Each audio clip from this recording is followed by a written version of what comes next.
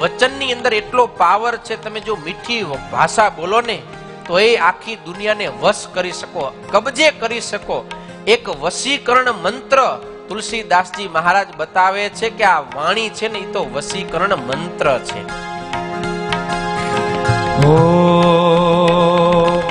तुलसी मीठे बचन से सुख उपजत चहो.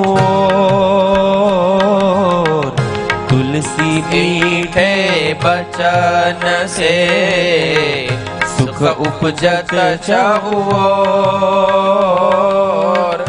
यही वशीकरण मंत्र है, तजिए बचन कठोर हो भाई, तजिए बचन कठोर.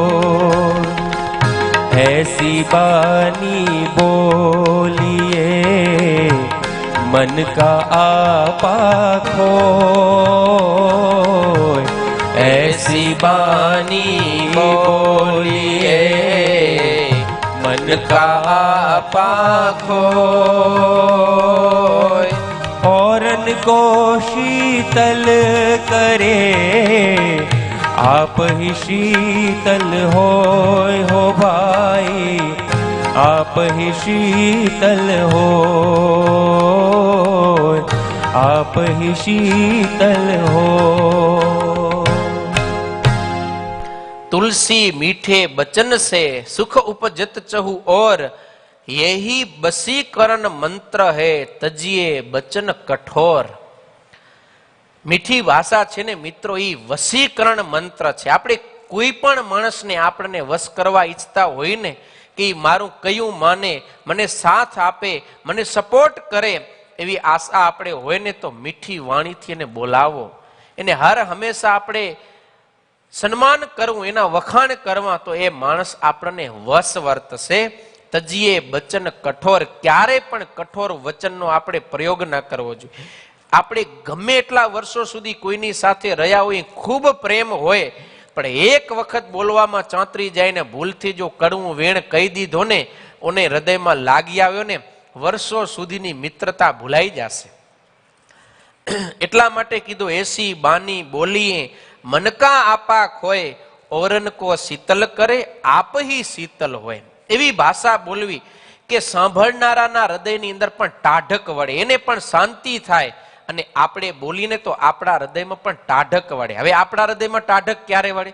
જ્યારે હામલો વ્યક્તિ રાજી થાય ને તો આપણને ટાઢક વળે. આપણી ભાષાથી હામલા વ્યક્તિના હૃદયમાં દુઃખ થાય તો આપણા હૃદયમાં પણ ક્યારે ટાઢક વળે નહીં. શ્રીજી મહારાજ ફરતા ફરતા એક ગામમાં પધાર્યા. એ ગામના પાદરની અંદર મહારાજ ઘોડાને પાણી પાતા હતા. તો એ ગામના ગોવિંદ પટેલ એ બળદને પાણી પાવા માટે આવ્યા અને જોયું, શ્રીજી મહારાજના દર્શન કર્યા ને એટલે તરત જ મહારાજને પ્રાર્થના કરી કે પ્રભુ અમારી ઘરે પધારો, અમારો થાળ જમો, અમને સેવાનો લાભ આપો. એટલે શ્રીજી મહારાજે પહેલા તો ના પાડી, પણ પછી બહુ આગ્રહ કર્યો એટલે મહારાજ કે પછી હશે ચાલો. પછી શ્રીજી મહારાજ સંતો હરિભક્તોને લઈ અને એની ઘરે આવ્યા છે. એટલે એ ભગતે તરત જ આમ ગોદડો પાથરી દીધો. મહારાજને કીધું કે મહારાજ તમે એકને બિરાજો. મહારાજ વિરાજમાન થયા એટલે પટેલે પટલાણીને કીધું એ કે અમારા ભગવાન આવ્યા છે. પટલાણી સત્સંગી નતા. એ કે મારા ભગવાન આવ્યા છે તો જલ્દી જલ્દી લાપસી કર, લાપસી, હે અમારા મહેમાન આવ્યા છે. એટલે પટલાણી તો દંડો લીધો, ધોકો લીધો હાથમાં અને આવીને કીધું મુઆ પીટ્યા. એ કે તું તો રોજ ને રોજ આવા મહેમાન લઈને દોડ્યો આવે, તે શું મારે લાપસી કરી કરીને ખવડાવવાનું? અને બારે આવ્યો પટલાણી તો મહારાજ સમજી ગયા કે અહીંયા કને બરોબર નથી એમ. એટલે મહારાજે પટેલને કીધું કેમ પટેલ, શું કઈ વાંધો છે? એટલે પટેલ કે મહારાજ ઘરનો માણસ જરી કહો જું છે. કે હું કહો જું?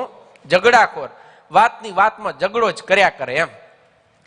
હવે તમે ઘરે આવ્યા છો તો જરીક એને આમ વ્યવહાર હાંચવો, ગ્રસ્તનો કે કોઈ માણસ આવ્યો તો હાંચવી લેજો, કાંઈ નહીં એમ.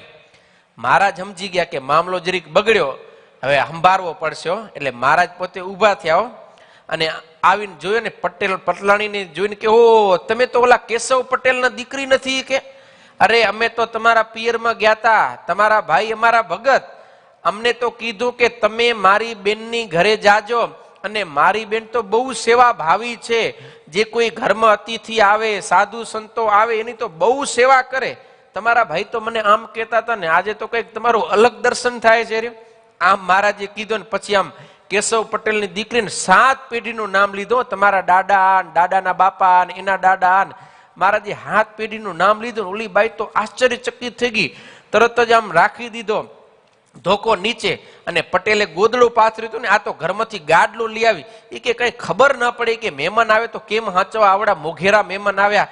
એ કે મહારાજને કે તમે અહીંયા આવો, અહીંયા આવો, આ ગાડલા ઉપર બેસો.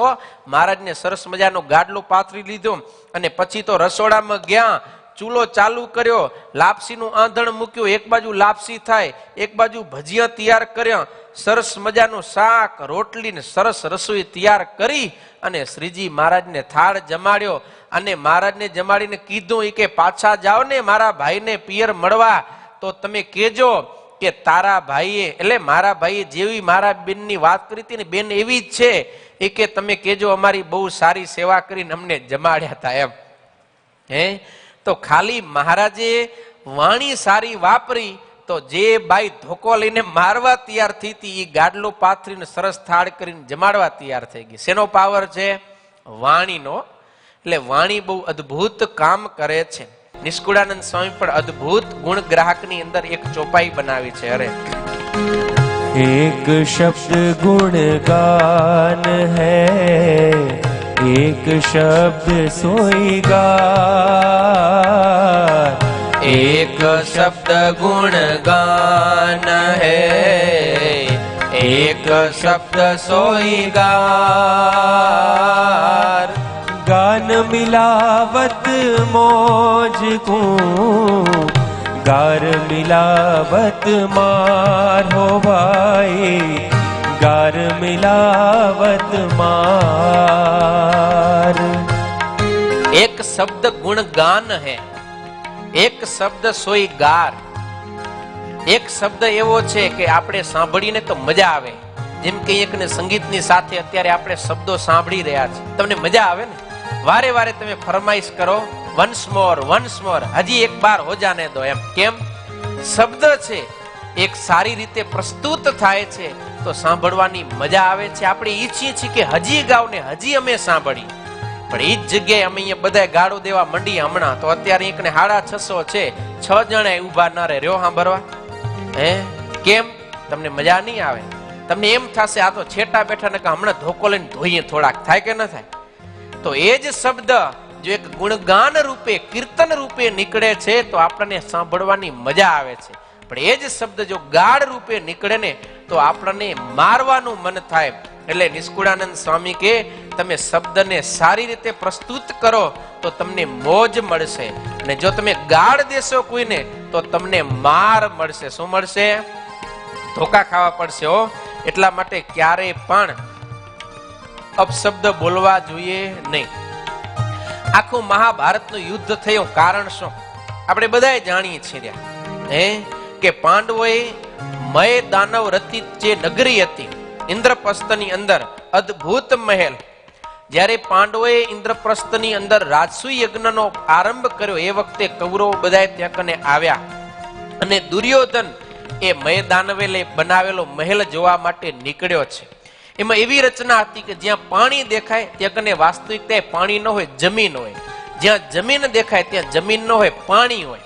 હવે આમાં તો બધા ભરમાઈ જાય કે ના ભરમાઈ જાય? તમે ભરમાવ ને હું એ ભરમાવ. તે દુર્યોધન આમ ચાલ્યો જતો હતો તો આમ પાણી જેવું દેખાણું ને ત્યાં કને એને ધોતિયા ઊંચા કર્યા, પણ વાસ્તવિકતા પાણી નતું. તે ધોતી ઊંચો કરીને હાલ્યો, અને એ વખતે દેવી દ્રૌપદી અટારીમાં બેઠા બેઠા જોતા હતા કે આમ કેમ કરે છે રે.